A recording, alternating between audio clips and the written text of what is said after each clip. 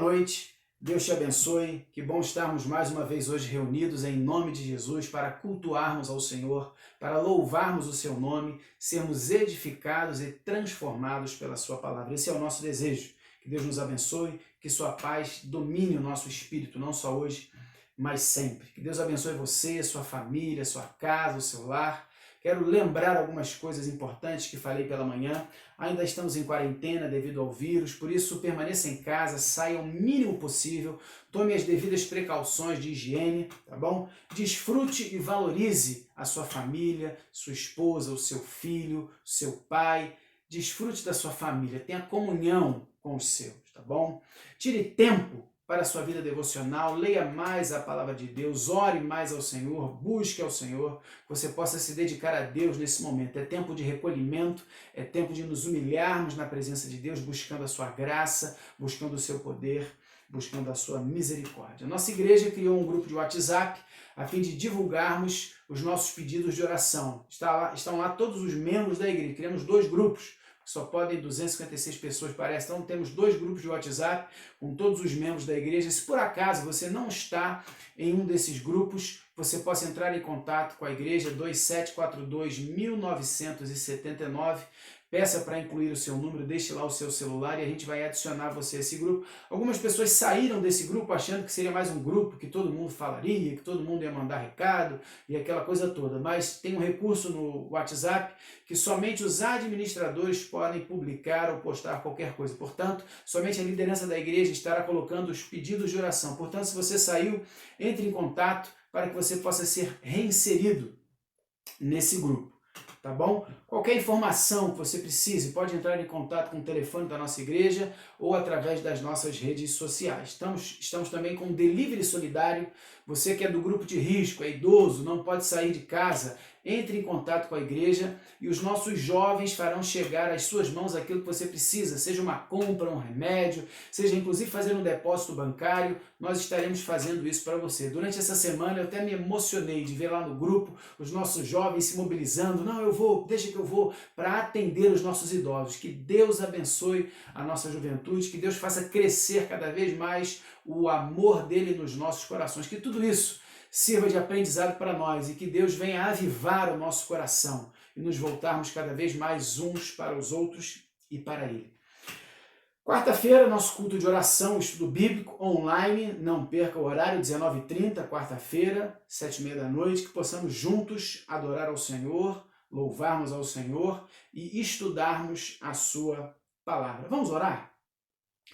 Pai, em nome de Jesus, quero te agradecer, te louvar por mais uma vez estarmos reunidos, ainda que online, cada um no seu lar.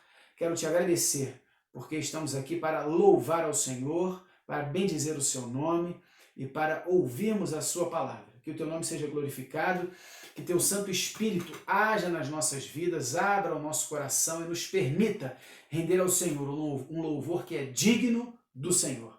Nós oramos gratos, pedindo a tua bênção sobre a nossa vida, sobre a nossa casa, sobre esse culto que iremos prestar ao Senhor.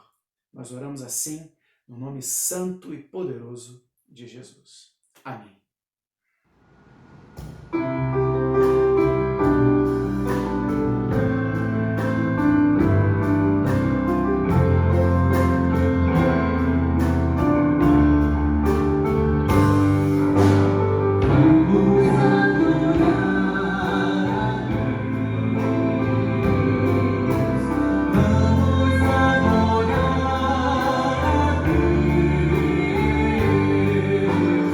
Oh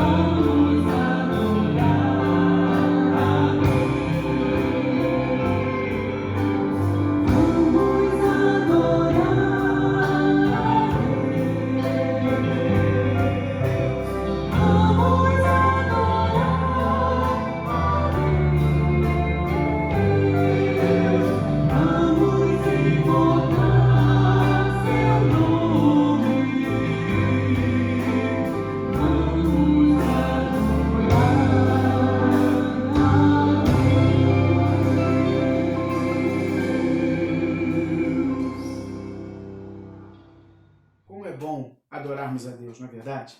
Vamos ler a palavra de Deus? Aquele que habita no esconderijo do Altíssimo, à sombra do Onipotente descansará. Direi do Senhor, Ele é o meu Deus, o meu refúgio, a minha fortaleza, e nele confiarei. Porque ele te livrará do laço do passarinheiro e da peste perniciosa. Porquanto diz o Senhor, assim como tão encarecidamente me amou, também eu o livrarei. Pô-lo-ei em retiro alto, porque conheceu o meu nome. Ele me invocará e eu lhe responderei. Estarei com ele na angústia, dela o retirarei e o glorificarei. Fartá-lo-ei com longura de dias e lhe mostrarei a minha salvação. Como pela manhã nós tivemos a participação das nossas criancinhas, da mesma forma agora à noite, elas participarão do culto conosco, louvando ao Senhor. Oi, gente! Nós vamos filmar mais uma música que a gente gosta muito. Jesus deixou toda a sua glória e veio ao mundo como homem pra nos salvar. Viveu aqui e conheceu nossas dores,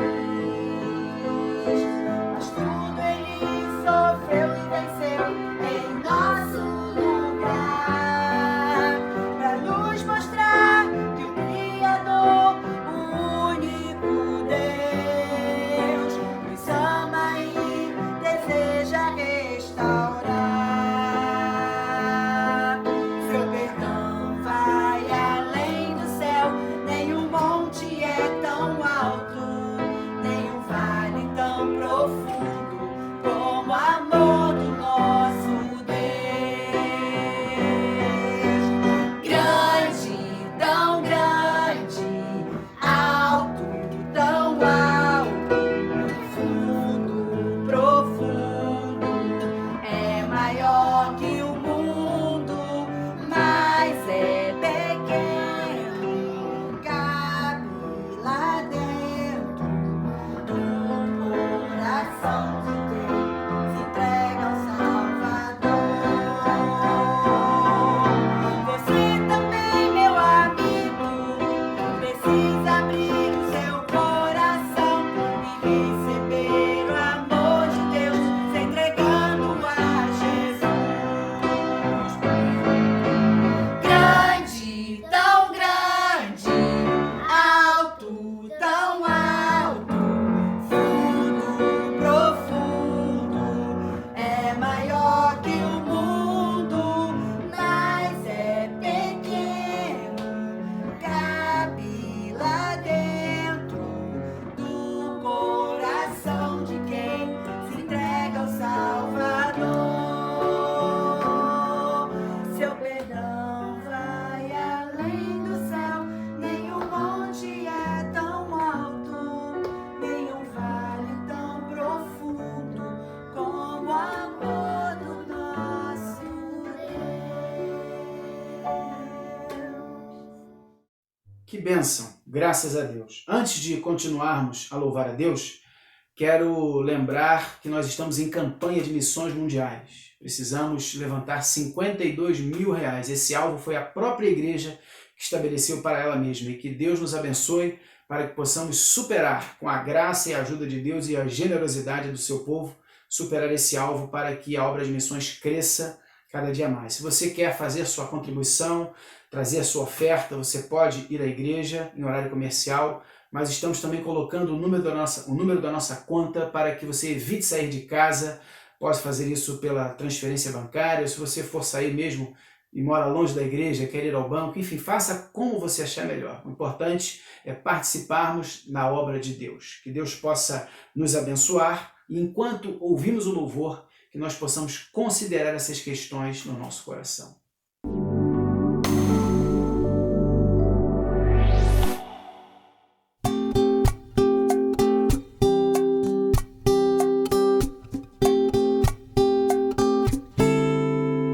És o meu bem-querer, meu mestre e tudo que tenho e sou.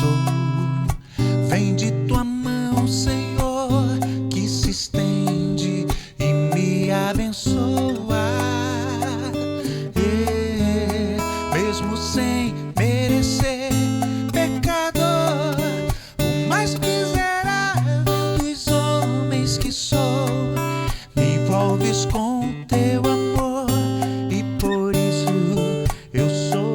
mais feliz. És o meu bem-querer, meu mestre e tudo que tenho. Isso vem de tua mão, Senhor, que se estende e me abençoa. Mesmo sem merecer, pecador, o mais miserável dos homens que sou, me envolves com o teu amor e por isso eu sou mais feliz.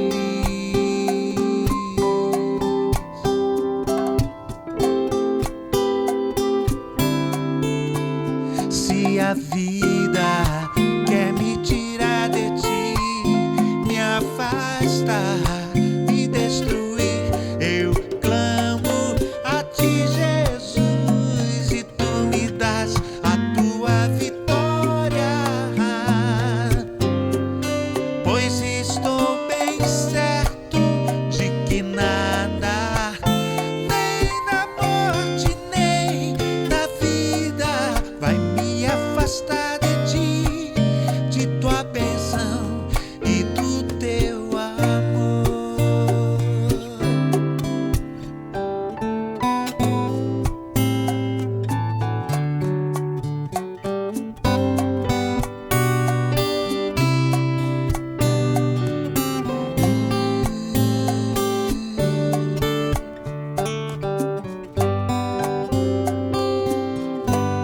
És o meu bem-querer, te amo como eu te amo, meu Jesus, me envolves com teu amor e por isso eu sou mais feliz.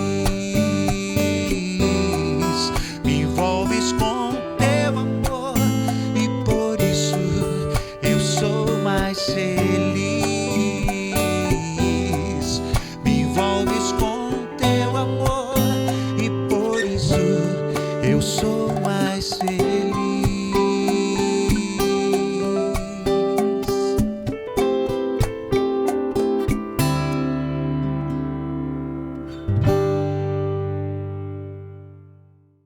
Falar com Deus. Senhor, nosso Deus e nosso Pai, queremos te agradecer por tudo que o Senhor tem feito na nossa vida, na nossa família. Queremos te agradecer pela atuação do Senhor no mundo. O Senhor está governando todas as coisas. Ainda que as coisas pareçam fugir do nosso controle, elas estão sob o teu domínio rigoroso. Por isso, isso traz paz e tranquilidade ao nosso coração, porque sabemos que servimos a um Deus que é Senhor de todas as coisas. Queremos entregar nossas vidas, nossas famílias, o teu povo, espalhado em cada canto do mundo, entregar diante do Senhor em oração, pedindo que o Senhor venha cuidar de cada um de nós, venha nos abençoar, venha trazer a tua paz, venha trazer a tua graça, a tua misericórdia e encher a nossa vida do teu Santo Espírito. Nós pedimos isso. Obrigado por sermos participantes da tua obra. Que o Senhor possa abençoar a vida da tua igreja, abençoar nossas famílias. Nós queremos te louvar e bendizer ao Senhor. E oramos assim, no nome santo e poderoso de Jesus, pedindo também pela mensagem que iremos ouvir. Que o Senhor abençoe as nossas vidas, abra o nosso coração e a nossa mente, a fim de compreendermos aquilo que o Senhor tem a nos dizer através da sua palavra. Assim oramos, no nome santo de Jesus. Amém. Muito boa noite, queridos irmãos. Eu queria convidá-los a abrirem comigo as suas Bíblias no livro de Oséias, capítulo 5. Oséias é fácil de ser achado. Daniel, Oséias, Joel, Amós. Depois dos profetas maiores, o primeiro profeta que vem na nossa Bíblia é Oséias. Oséias 5. E eu queria ler os versículos 12 a 15 e queria falar sobre os métodos de disciplina de Deus. Eu vou ler na Bíblia, na versão século 21, esse episódio. E diz assim: portanto, serei como a traça para Efraim e como a podridão para a casa de Judá. Quando Efraim viu a sua enfermidade e Judá a sua chaga, Efraim recorreu à Assíria e mandou buscar ajuda do grande rei, mas ele não vos pôde curar, nem sarar a vossa chaga. Pois serei como um leão para Efraim e como um leão forte para a casa de Judá. Eu despedaçarei e irei embora, e eu os arrancarei e ninguém os livrará. Irei e voltarei para o meu lugar, até que reconheçam que são culpados e busquem a minha face. Quando estiverem aflitos, eles me buscarão ansiosamente. Oséias está falando sobre os métodos de disciplina de Deus a um povo desobediente. E nós, muitas vezes, como pais, temos métodos de disciplina na vida dos nossos filhos. A Jane, quando nós começamos o nosso ministério, fomos morar em Guaíba, lá no Rio Grande do Sul, e Jane foi ser professora de matemática numa escola da roça. E ela tinha uma colega cujo filho era muito elevado. E ela morava perto de uma barragem, de um açude, e volta e meia, desobedecendo a mãe, aquela criança ia lá tomar banho naquele açude. E a mãe tentou várias coisas para que aquele filho não fosse lá e não a desobedecesse. Mas um dia ela chegou para o filho e falou assim: meu filho, olha só, eu vou dizer uma coisa para você. Você não sabe por que mamãe não quer que você vá àquela barragem. Ela é muito perigosa. Ela é perigosa porque você pode tomar banho e pode se afogar lá e morrer. Mas há um problema maior. Lá naquela barragem existe um bicho muito malvado chamado micróbio. E o micróbio é um bicho tão malvado que pode pegar você. E aquele garoto já tinha ouvido tanta coisa da sua mãe, mas quando ouviu falar num bicho malvado chamado micróbio, ele ficou muito impressionado e ficou alguns dias sem ir à barragem. Um dia, aquela colega da Jane chegou mais cedo da escola e pegou o garoto todo molhado. E quando já ia pegar o garoto para acertar alguma coisa com ele, ele falou: mãe, a senhora não sabe o que aconteceu, mãe. Mãe, eu estava quietinho, parado, sentado ali perto da barragem. E aquele malvado do bicho chamado micróbio me pegou, me agarrou e me empurrou para dentro d'água. E naquele dia, depois dessa explicação tão maldada, a coisa ficou muito ruim para aquele garoto. Nós não sabemos muito bem, às vezes, como disciplinar os nossos filhos, mas Deus sabe. E nós vamos usar o profeta Oséias para ele nos explicar os métodos de disciplina de Deus. Lembrando que o autor aos Hebreus, no capítulo 12, no versículo 5, diz assim: filho meu, não desprezes a correção do Senhor, nem te desanimes quando por ele és repreendido, pois o Senhor corrige ao que ama e açoita todo o que recebe por filho. Então é o profeta Oséias quem vai nos contar esses métodos de Deus. E eu queria me transportar juntamente com o irmão para aqueles dias do profeta, para que a gente entenda o que Deus está dizendo. Depois da morte do rei Salomão, o povo de Israel se dividiu em 2 reinos. Se você está lembrado, Salomão, no final da sua vida, arrumou muitas mulheres de muitos reinos diferentes, mulheres idólatras, e ele construiu templos, ídolos de todos esses deuses que essas mulheres de outros povos adoravam. E Salomão começou a trazer idolatria para Israel. E agora o povo se dividiu e uma parte, 2 tribos ficaram com o reino do sul e 10 tribos ficaram com o reino do norte. A tribo que liderava o reino do sul era Judá. A tribo que liderava a tribo do norte era Efraim. Então, quando Deus em Oséias quer falar das 10 tribos do norte, ele fala Efraim. E quando ele quer falar das 2 tribos do sul, ele fala Judá. Está falando do povo todo afastado dele. E depois, quando eles se dividiram, o rei do norte proibiu que os cidadãos do seu reino fossem para Jerusalém, em Judá, adorar a Deus no templo. E sabe o que aconteceu? Jeroboão, o rei do norte, mandou construir 2 ídolos. Mandou construir uns ídolos e disse assim: esse aqui é o nosso Deus, Yahvé, Jeová. Esse é o nosso Deus, o Deus que é adorado lá no templo em Judá. E aí o reino do norte já nasceu sob o signo da idolatria. E você sabe, acontece que quando você cai na idolatria, você se afasta do único Deus verdadeiro. E quando você se afasta do único Deus verdadeiro, você também se afasta das bênçãos de Deus. Só que Deus sofre muito com isso, porque Deus nos ama.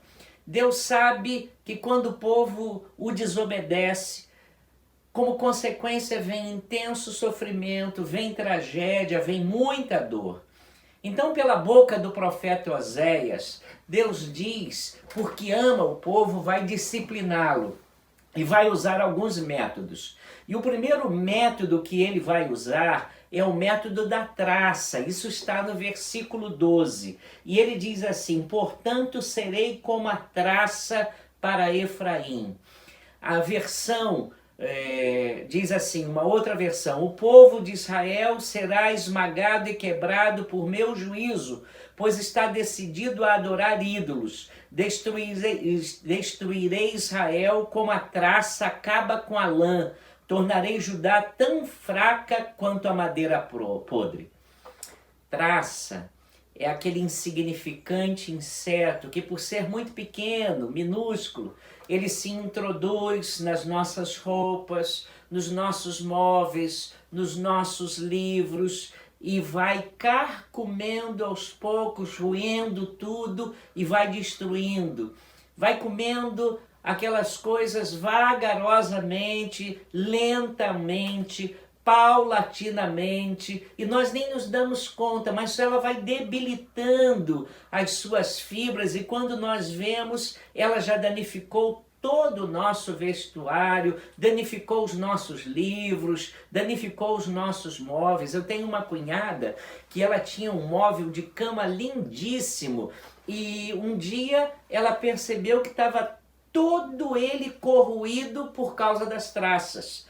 A traça em si, ela não tem força, mas vai enfraquecendo as coisas e vai provocando uma decadência total. Quando Deus usa o método da traça, ele vai debilitando muitas coisas na nossa vida vagarosamente. E aí a gente começa a ficar desconfortável. Deus não usa grande força, Deus vai nos enfraquecendo aos poucos, pacientemente. É o seu relacionamento familiar que era tão bom e vai se ruindo e você começa a ficar desgostoso com o seu relacionamento. Você que estava tão feliz com a sua casa e começam a acontecer tantas coisas no seu lar e aquilo vai trazendo apreensão, vai trazendo um mal-estar, vai trazendo um desconforto. É uma coisinha aqui que não lhe dá alegria, é outra coisinha ali que lhe traz mal-estar e você vai caminhando e há um somatório de coisinhas que vão lhe acontecendo e você não está plenamente feliz. O método da traça é um método muito vagaroso. Deus usou esse método com o povo de Israel e sabe o que o profeta disse? Que não surtiu efeito. Sabe por quê? Olha aí para a sua Bíblia, versículo 13. Quando Efraim viu a sua enfermidade e Judá a sua chaga, Efraim recorreu à Assíria e mandou buscar ajuda do grande rei.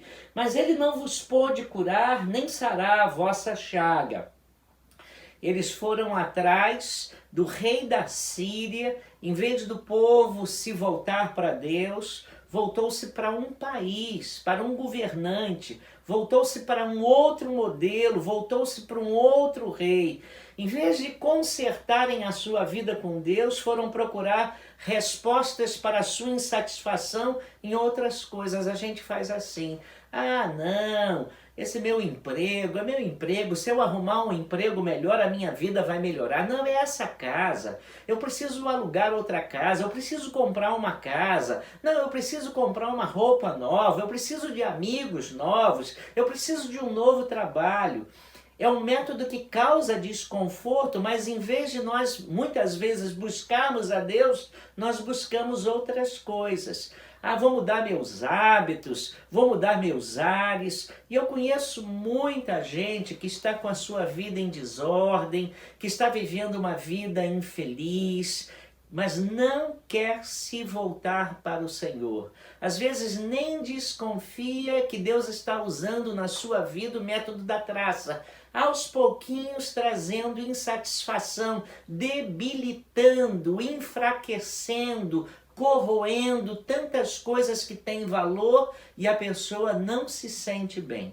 Como não deu certo esse primeiro método da traça, Deus falou: já sei, vou usar um segundo método. Então Deus diz que vai usar um segundo método de disciplina que está no versículo 14. Olha aí para a sua Bíblia. Pois serei como um leão para Efraim, e como um leão forte para a casa de Judá. Eu despedaçarei e irei embora, eu os arrancarei e ninguém os livrará.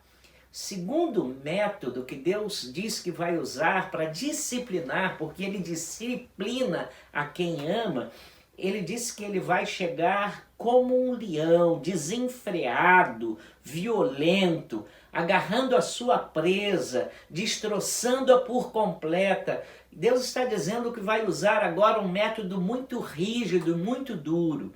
Uma vez eu levei um grupo de adolescentes na igreja que eu era pastor ao zoológico. E quando nós chegamos lá, nós chegamos à jaula do leão, o tratador estava dando a única refeição que ele receberia durante aquele dia.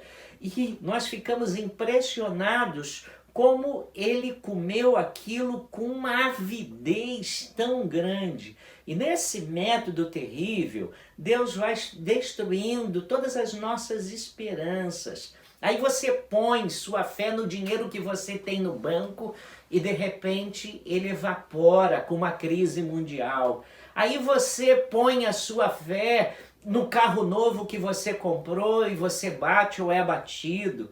Aí as coisas acontecem e de repente aquilo que você trazia tanta esperança que ia ser bênção na sua vida não é.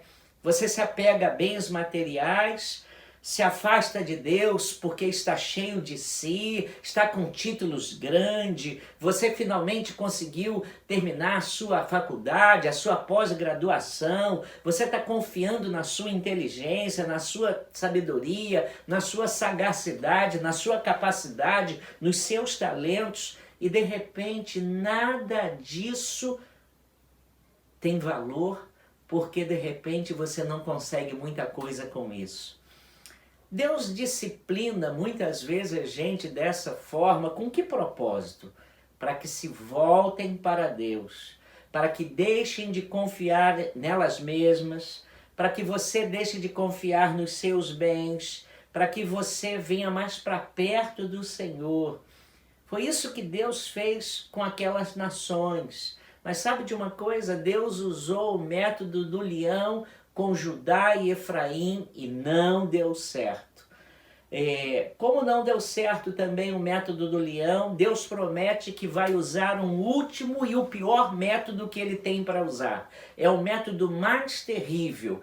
Olhe para a sua Bíblia, está no versículo 15. Irei e voltarei para o meu lugar, até que reconheçam que são culpados e busquem a minha face. Quando estiverem aflitos, eles me buscarão ansiosamente. Deus diz que vai usar esse terceiro método, o método da ausência. Na disciplina da ausência, Deus diz: irei e voltarei para o meu lugar. Veja, a traça é terrível, porque ela trabalha em silêncio e ela nos destrói quando a gente não vê. O leão é terrível porque ele é duro, ele é violento, ele desconstrói muitas coisas, ele quebra, ele arruína. Mas quando Deus usa o terceiro método e Deus diz que vai embora, então se introduz na nossa vida a pior calamidade que nós poderíamos imaginar. Não existe método de disciplina pior do que o Deus nos abandonando à nossa própria sorte. Vejam, a linguagem que Deus usa aqui é uma linguagem figurada. Deus está dizendo àquele povo que diante dos pecados, da vida pecaminosa, da idolatria, da falta de interesse pelas coisas de Deus, por causa da desobediência deles, Deus se retirará. Mas nós temos que ter uma limitação dessa imagem. Em certo sentido, Deus sempre está presente. Não importa quão grande seja a maldade do povo, o pecado de uma nação ou de um homem. A Bíblia diz que os olhos do Senhor estão em todo lugar, contemplando os maus e os bons. Provérbios 15, versículo 3. Não é que Deus esteja abandonando o seu governo. Deus continua governando o mundo.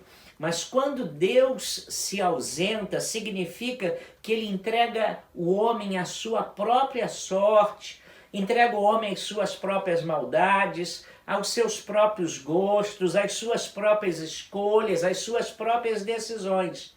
Se você quiser uma pálida ideia do que acontece à sociedade quando Deus se ausenta, ouça a leitura de Romanos 1, 21 até 32, e eu leio na nova versão transformadora. E Romanos 1, de 21 a 32, a Bíblia nos fala Deus deixando o homem à sua própria escolha.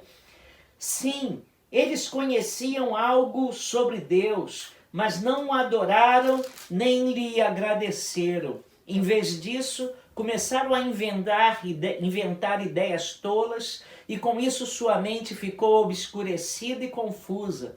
Dizendo-se sábios, tornaram-se tolos. Trocaram a grandeza do Deus imortal por imagens de seres humanos mortais, bem como de aves, animais e répteis. Por isso, Deus os entregou aos desejos pecaminosos de seu coração. Como resultado, praticaram entre si coisas desprezíveis e degradantes com o próprio corpo. Trocaram a verdade sobre Deus pela mentira. Desse modo, adoraram e serviram coisas que Deus criou em lugar do Criador, que é digno de louvor eterno. Amém. Por isso, Deus os entregou a desejos vergonhosos. Até as mulheres trocaram a sua forma natural de ter relações sexuais por práticas não naturais. E os homens, em vez de ter relações sexuais normais com mulheres, arderam de desejo uns pelos outros. Homens praticaram atos indecentes com outros homens e, em decorrência desse pecado, sofreram em si mesmos o castigo que mereciam.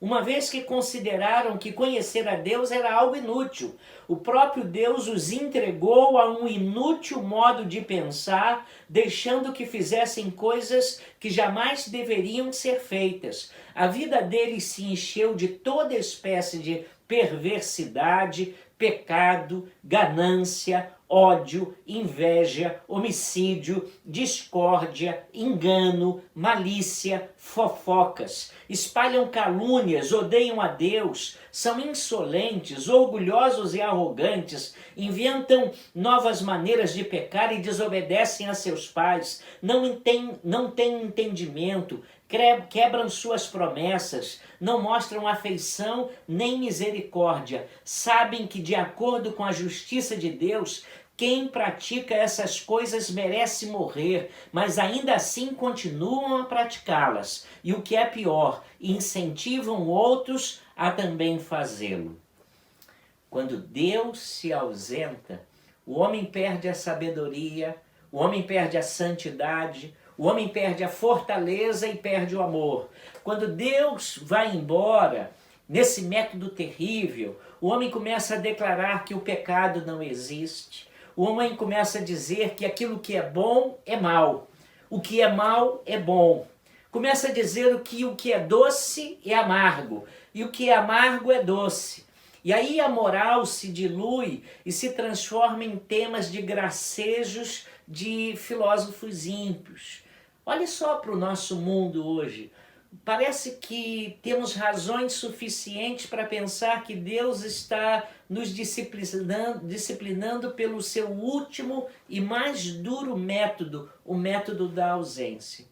Mas se eu terminasse aqui, todos nós sairíamos tristes e sem esperança. Ó céus, ó vida, ó azar. É que eu não sei se você parou para reparar, mas depois da solene advertência feita por Deus, há uma nota que revela todo o seu coração. Preste atenção no capítulo 1, no versículo 15. Ele diz assim: irei e voltarei para o meu lugar até. Essa preposição até expressa algo muito esperançoso.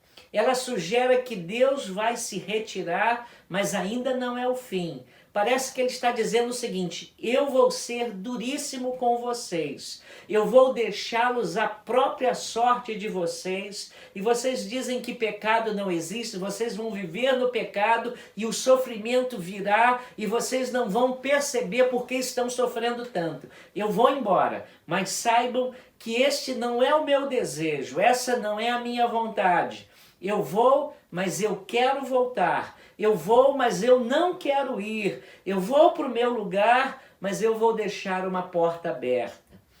E quando eu li isso em Oséias, eu comecei a me lembrar que Jesus também, no final do seu ministério, lá em Jerusalém, um dia ele subiu e ficou lá em cima, olhando para Jerusalém, olhando para aquela cidade, Jesus contemplando a cidade de Jerusalém, completamente desolado, e aí Jesus disse assim: Jerusalém, Jerusalém, que matas os profetas e apedrejas os que a ti são enviados. Quantas vezes eu quis ajuntar os teus filhos como a galinha junta os seus pintos debaixo das asas, e não quisestes. Eis aí abandonada é a vossa casa, pois eu vos declaro que desde agora de modo nenhum me vereis, até que digais: bendito aquele que vem em nome do Senhor. Isso está registrado em Mateus 23, de 37 a 39. Não sei se você reparou a expressão até. Em toda a Bíblia, de repente a gente vê Deus abandonando às vezes um homem, abandonando uma família, abandonando uma cidade, abandonando uma nação. Por quê? Porque não ama? Não, porque não quiseram. Deus usa até uma linguagem esquisita que revela que o seu amor é muito parecido com o amor de mãe. Ele diz assim: quantas vezes eu quis juntar os teus filhos como a galinha e tu não quisestes. Mas ainda nos resta uma grande esperança. É que as últimas palavras de Jesus lá para a cidade de Jerusalém é: não me vereis até. Até o quê? Até que digais: bendito o que vem em nome do Senhor. Jesus está disposto a voltar caso haja arrependimento. Como é que a gente pode voltar ao Senhor? Como é que a gente pode regressar a Deus? Oséias nos diz: até que se reconheçam culpados e busquem a face do Senhor. A resposta é: vocês voltam quando vocês reconhecerem o seu pecado, quando vocês buscarem a Deus com sinceridade de todo o coração, quando vocês arrependidos me buscarem. Deus está dizendo que não importa como esteja a sua vida, ainda é tempo de você voltar-se para o Senhor. Deus quer que você se converta dos ídolos para Deus. Deus quer que você se converta da sua insensatez para Ele, da rebelião para Ele, da maldade para Deus. Essa é a essência. Quando o homem volta-se para Deus, Deus volta-se para o homem. E aí a gente encontra em Tiago 4,8, chegai-vos a Deus e ele se chegará para vós. Uma jovem, certa vez, deixou a sua casa contra a vontade da sua mãe, desobedecendo, e foi tentar a vida numa cidade grande. A mãe disse para ela não ir, e ela foi assim mesmo, e ela quebrou a cara, e não só quebrou a cara, mas chegou ao nível mais baixo de degradação que alguém podia chegar. A mãe, durante muito tempo, ficou sem saber por onde aquela filha estava, e por 10 anos não teve notícia dela. Uma noite, aquela jovem, já não tão jovem assim, já não tão bonita assim, já gasta, arruinada, quebrantada, aquela filha decidiu voltar para a casa materna. Subiu o morro que conduzia à casa da mãe, e quando ela se aproximou a altas horas da noite e sentiu um leve tremor porque viu que as luzes estavam acesas. As luzes da casa materna estavam acesas. E ela começou a pensar, será que mamãe está doente? E ela avançou silenciosamente até a entrada, pôs a mão na maçaneta, percebeu que a porta estava apenas encostada. E ao abri-la, ouviu uma voz que dizia assim, é você, minha filha? E era sua mãe que por mais de 10 anos esperava o seu regresso. A jovem perguntou, mãe, a senhora está doente? A senhora está enferma? Por que a luz está acesa? E a mãe disse assim, a luz nunca se apagou desde que você saiu de casa e a porta nunca mais foi trancada com chave. Como a galinha junta os seus pintinhos debaixo das asas, até que se reconheçam culpados. Quando fizerem isso, a porta estará aberta. Os juízos de Deus são terríveis. Os métodos de disciplina de Deus são duros, mas Deus está com braços abertos para você, até que se arrependam. E estando aflitos, ansiosamente me busquem. E eu queria dizer para você com todo o meu coração, hoje é dia de você buscar o Senhor e receber o seu beijo de perdão. Arrependa-se, volte-se para Deus. Jesus disse, quem vem a mim, vem ao Pai. Você quer voltar-se para Deus? Volte-se para Jesus. Ele é o caminho, Ele é a verdade, Ele é a vida. Ninguém vem ao Pai senão por Ele. A porta não está trancada, a luz ainda está acesa. Volte, pois Ele diz, irei, voltarei para o meu lugar até. Então, retornarei a meu lugar até. E sabe, Deus não quer ir embora. Deus não quer ir embora da sua vida. Ele espera o seu arrependimento. Ele espera a sua tristeza. Ele quer pegar o seu desconforto. Ele quer pegar a sua ansiedade. Ele quer pegar o seu sofrimento. Ele quer pegar a sua dor. Ele quer pegar a sua infelicidade, tratá-la e fazer com que você sinta o seu carinho, o seu amor e que você ande com Ele, na presença dEle, debaixo das bênçãos dEle. Volte-se para Deus, chegue-se para Deus e Ele se chegará para você. O dia de voltar para Deus é hoje e o momento de voltar para Deus é agora. Venha para Jesus. Que Deus o abençoe. Pai, nós queremos orar por todos esses irmãos e amigos que estão nos ouvindo e nos vendo nessa noite. Que o Senhor não precise usar todos esses métodos para atraí-los de volta para si. E se há alguém aqui afastado de Ti, que nessa noite seja uma noite de festa no céu, pelo retorno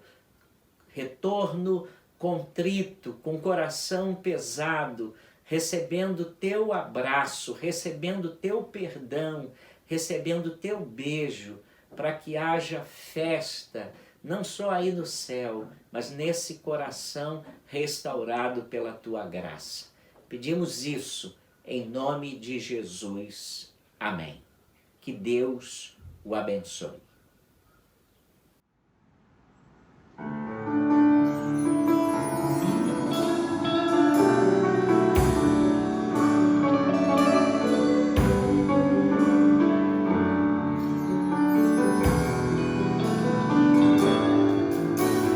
Sonda-me, Senhor, e me conhece. Quebranta o meu coração. Transforma-me conforme a tua palavra. Enche-me até que em mim se ache só a ti.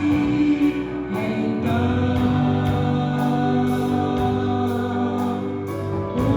usa-me, Senhor. Usa-me como farol que brilha à noite, como monte sobre as águas, como abrigo do deserto, como flecha que acerta o obra, que cesada nova vida que te agrade em qualquer hora e em qualquer lugar. Eis aqui a minha vida, usa-me, Senhor, usa-me. Sonda-me, quebranta-me, transforma-me, enche-me e usa-me. Sonda-me, quebranta-me, transforma-me, enche-me e usa-me,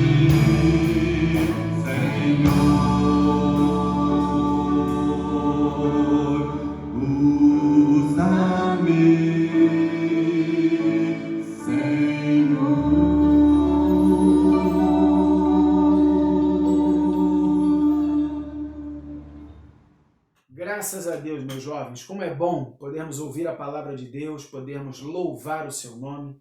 Que Deus te abençoe, te dê um início de semana, te dê uma semana abençoada. Não esqueça do nosso culto de quarta-feira online, 7h30, culto de oração, estudo bíblico.